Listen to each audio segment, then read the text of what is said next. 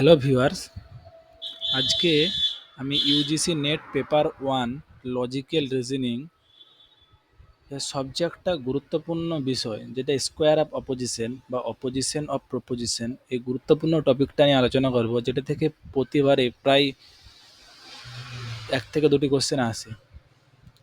এবং এই যে স্কোয়ার অফ অপোজিশন, এটাকেই বলা হয় কি বচনের বিরোধিতা, যেটা ক্লাস 12, তারপরে বিএ, তারপরে এমএড, বিএড সবেতেই এগুলি কাজে লাগে। তো আজকে যেটা আমরা আলোচনা করব সেটা হচ্ছে স্কোয়ার অফ অপোজিশন, যার বাংলা মানে হচ্ছে বচনের বিরোধিতা।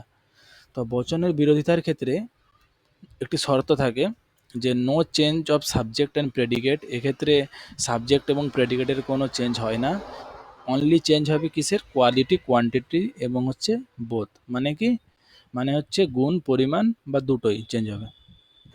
ঠিক আছে, তো এই যে স্কোয়ার অফ অপোজিশন এর 4টা টাইপ আছে: contrary, sub contrary, sub alteration এবং হচ্ছে কিনা কন্ট্রাডিক্টরি।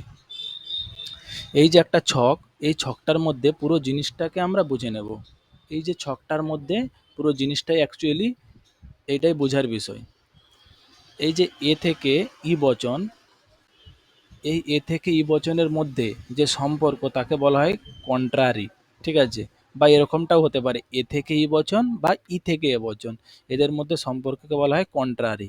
আই থেকে ওকে বলা হয় সাব কন্ট্রারি, একই রকমভাবে ও থেকে আইকেও বলে সাব কন্ট্রারি।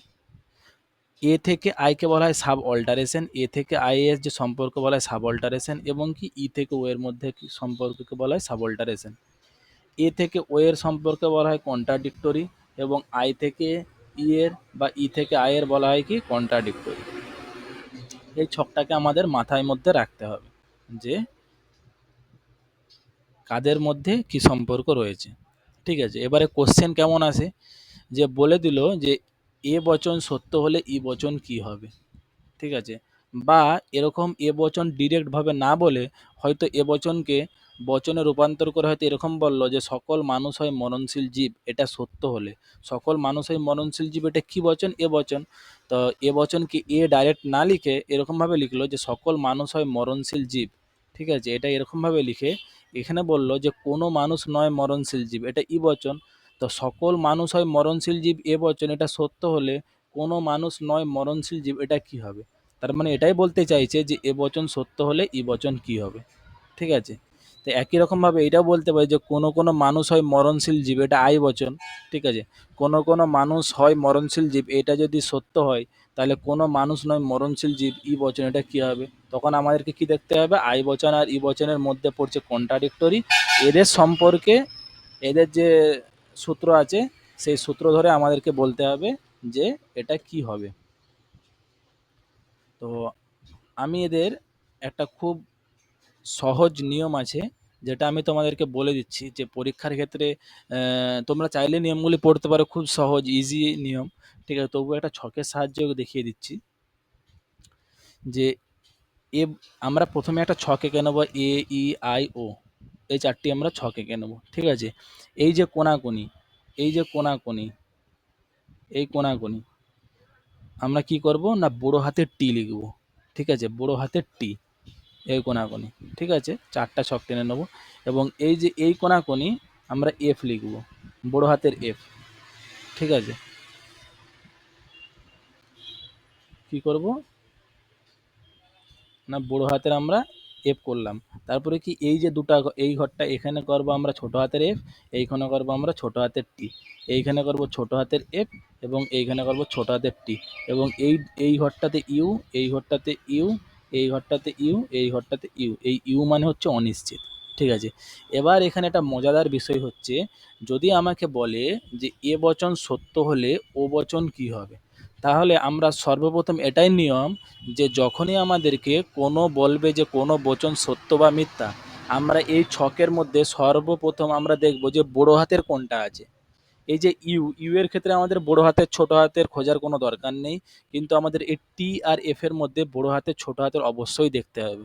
ঠিক আছে, যদি বলে যে এ বচন সত্য হলে, তো এ বচন যখনই বলবে এ বচন সত্য হলে ও বচন কি হবে, বা অন্য যে কোনো বচন ই বচন বা আই বচন কি হবে, তো যেই বচনটা আমাদেরকে প্রথমে বলবে যে এ বচন সত্য হলে, তো যখনই বলবে সত্য, এই বড় হাতের টি কোথায় আছে আমাদেরকে খুঁজতে হবে এই ঘরের মধ্যে। এই যে এ বচনের এইটা ঘর, এই ঘরের মধ্যে বড় হাতের টি আছে এইখানে। তো এই ঘরটাকে আমাদেরকে ধরে টার্গেট করতে হবে যে এ বচন যদি সত্য হয় তাহলে ই বচন হবে মিথ্যা, আই বচন হবে সত্য এবং ও বচন মিথ্যা। আবার একই রকমভাবে যদি বলে যে আই বচন মিথ্যা হলে, আই বচন মিথ্যা হলে কি বড় হাতের এফ খুঁজতে হবে। এই যে বড় হাতের এফ, এই ঘরটাকে ধরে এদিকে খুঁজতে হবে যে এ বচন হবে মিথ্যা, ই বচন হবে সত্য এবং হচ্ছে কি ও বচন হবে সত্য। একই রকমভাবে যদি বলে ই বচন যদি মিথ্যা হয়, ই বচনের মিথ্যা হলে আমাদেরকে কি করতে হবে না বড় হাতের এফ খুঁজতে হবে। এই যে বড় হাতের এফ, ঠিক আছে, বড় হাতের এফ খুঁজলে এ বচন হবে অনিশ্চিত, আই বচন হবে সত্য এবং ও বচন হবে অনিশ্চিত। আবার যদি বলে ও বচন যদি সত্য হয়, তাহলে ও বচনের সত্য বড় হাতের টি কোথায় আছে, বড় হাতের টি এই যে এখানে। তাহলে বড় হাতের টি আমরা প্রথমে খুঁজলাম, তারপরে ও বচন সত্য হলে আই বচন হবে অনিশ্চিত, ই বচন হবে অনিশ্চিত এবং এ বচন হবে অনিশ্চিত।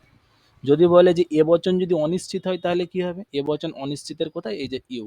এ বচন যদি অনিশ্চিত হয় তাহলে ই বচন হবে মিথ্যা, আই বচন হবে সত্য এবং ও বচন হবে অনিশ্চিত।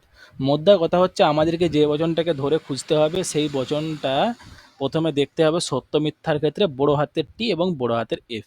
ঠিক আছে, তো এইখানে আমাদের সম্পর্কগুলো লিখে দেওয়া হয়েছে। এবার এইটা, এই যে এখানটা, এইটা হচ্ছে সূত্র।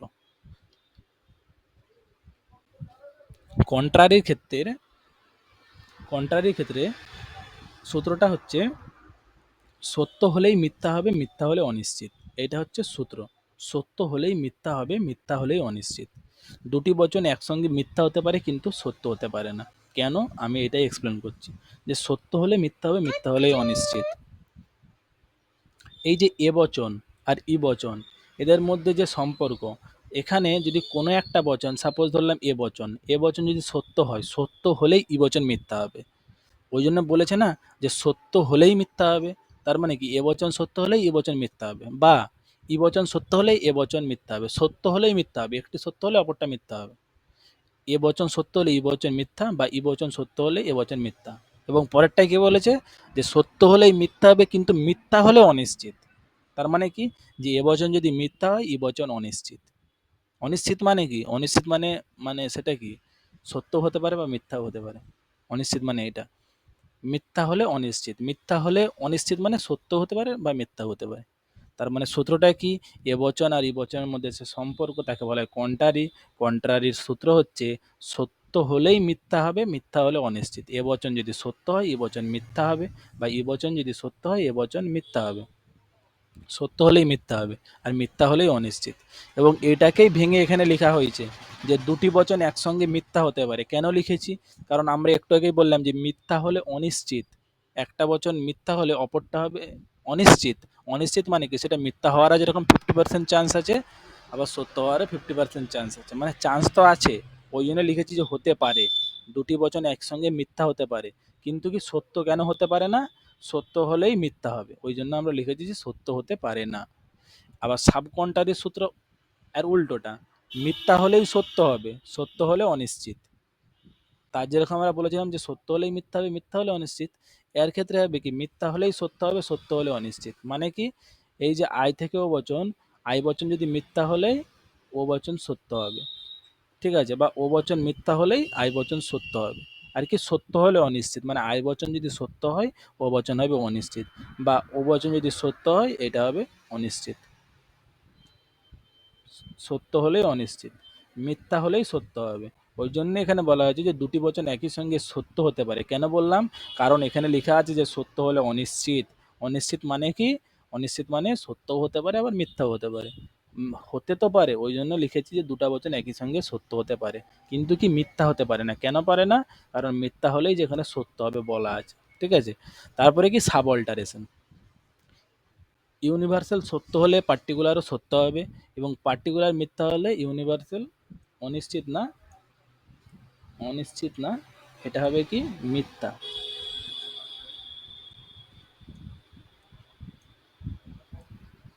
ফলস। ঠিক আছে, ইউনিভার্স এইটা হবে ফলস, মিথ্যা। ইউনিভার্সাল সত্য হলে পার্টিকুলার সত্য হবে, মানে কি? এই যে ইউনিভার্সাল, এ বচন এবং ই বচনকে বলা হয় ইউনিভার্সাল, এবং আই বচন এবং ও বচনকে বলা হয় পার্টিকুলার। তাই ইউনিভার্সাল যদি সত্য হয়, এ বচন যদি সত্য হয়, আই বচন হবে কি? কি বলেছে? সত্য হলে পার্টিকুলারও সত্য হবে। এ বচন যদি সত্য হয়, আয় বচনও সত্য হবে। ই বচন যদি সত্য হয়, ও বচনও সত্য হবে। ঠিক আছে? এবং আর কি বলেছে? পার্টিকুলার যদি মিথ্যা হয়, ইউনিভার্সালও মিথ্যা হবে। মানে কি? আই বচন যদি মিথ্যা হয়, এ বচনও মিথ্যা হবে, এবং ও বচন যদি মিথ্যা হয়, ই বচনে মিথ্যা হবে। ঠিক আছে?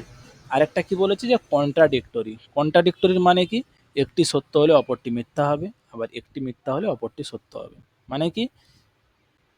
এই যে এ বচন এবং ও এর মধ্যে যে সম্পর্ক তাকে বলা হয় কন্ট্রাডিক্টরি। আই বচন এবং ই বচনের মধ্যে যে সম্পর্ক তাকে বলা হয় কন্ট্রাডিক্টরি। তো এদের মধ্যে এটাই বলা আছে যে একটি যদি সত্য হয়, অপরটা মিথ্যা হবে। ঠিক আছে? আই বচনের কি? না, একটি সত্য হলে অপরটি মিথ্যা হবে। ই বচন, আই থেকে ই এর মধ্যে সম্পর্ক।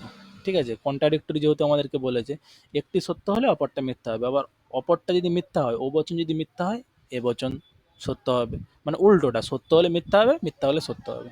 ঠিক আছে? এই যে এত কিছু নিয়ম বললাম, কন্ট্রারি, সাব কন্ট্রারি, সাবঅল্টারেশন এবং কন্ট্রাডিক্টরি, এই সব নিয়মগুলিকে এই ছকের মধ্যেই বলা হয়েছে যে কোনটা কি হবে। এই ছকটা এর সঙ্গে পুরোপুরি মিলে যাবে। তাই পরীক্ষার ক্ষেত্রে এই ছকটি তোমরা নিজেদের মধ্যে এঁকে নেবে, নিজেদের খাতায়। ঠিক আছে? রাফ খাতায়। তো 5 সেকেন্ড লাগবে, 5 থেকে 10 সেকেন্ড লাগবে। ঠিক আছে?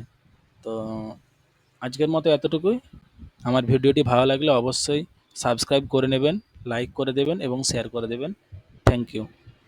যদি কোনো রকম কোনো সমস্যা হয়, যদি বুঝতে অসুবিধা হয়, তাহলে অবশ্যই কমেন্টে জানিও। আজকের মতো এতটুকুই। ধন্যবাদ।